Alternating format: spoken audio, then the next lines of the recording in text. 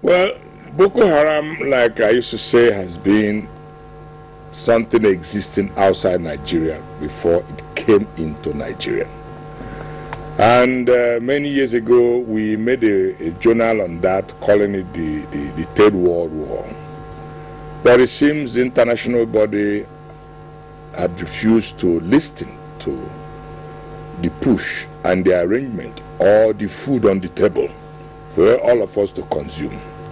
It all started with differences in religious opinions.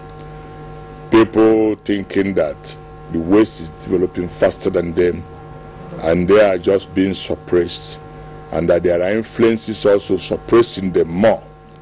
And one could say the whole saga started with the creation of the Israeli nation after the Second World War, because they were murdered more than 6 million people, and the United Nations felt like resettling them in their own land. And in 1967, they started the war in Palestinian world. So now opinions came for and against. I see. And that is how the whole thing metamorphosed into a level of hatred for one another, into forgetting that we all came from one source as human beings.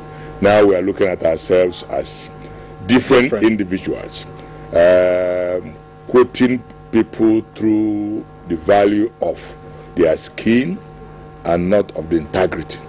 Just as Martin Luther King once prayed in America. Today it is there, and I'm telling Nigerians that they should learn from the Americans. Because over there, you have people of different nationalities, you have different people of different colors, and yet they see themselves as one. So the issue of the nation is of the paramount importance to anybody who is leading them, and even for a common civilian. And so it's supposed to be here in Nigeria. But indoctrination in Nigeria also was more affected by the level of inner development of Africans. I regard here as what I call the abnormal zone. That is to say, a zone that did not develop as expected of them. And so when you look at our own level of civilization, you could see that we are 500 years behind the development of the civilized world. This is because it has also affected our reasoning faculty, that we have what is called family bond that necessitates control and whom you should be within the society.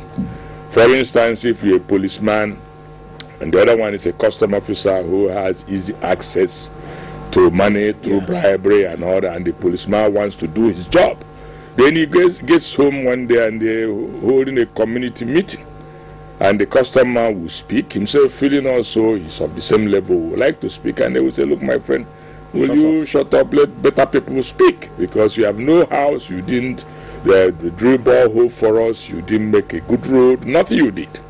And so he's now being suppressed. He leaves the home and gets back to place of work, and he begins to contemplate on it. And maybe probably has a bad senior officer or a friend who now come to him and say, look, there is a way out. I wanted to paint a picture on how it entered Nigeria. No, that's to be very distant. Yes. But okay, let me now summarize it. You see, the customs played the major role in allowing arms into the country. The immigration service played another role in allowing foreigners to get into the country. Then come the role of the police, which is in the internal. But today, the people suffering the grunt of the whole mistakes is the army. And so I wanted to paint the picture how it all started and why it could be seen as a general fault, and not that specifically of a group or the administration. In all sense of sincerity, the present administration inherited the system, because it started a long time ago, even from, in fact, they came in more during Abacha's regime. And that was when the Nigerian flag was hosted as Nigeria being an Islamic country. And so they were coming in. But one can now say that they were now more brought into line, into activity, by a disparity in terms of disagreement, within the politics. Okay. Within the politics, you see, that was where when Azazi said that people didn't understand him. and that was why it was removed. But the truth was that some were aggrieved, and somebody mentioned the Nigerian politics. Yes, the Nigerian politics itself, and somebody said they will make Jonathan's regime ungovernable. Yes, so he meant it. But there are stages of caliber of people in Nigeria that some are untouchables, and you don't go arresting them. And we don't have private dictators, just as in America.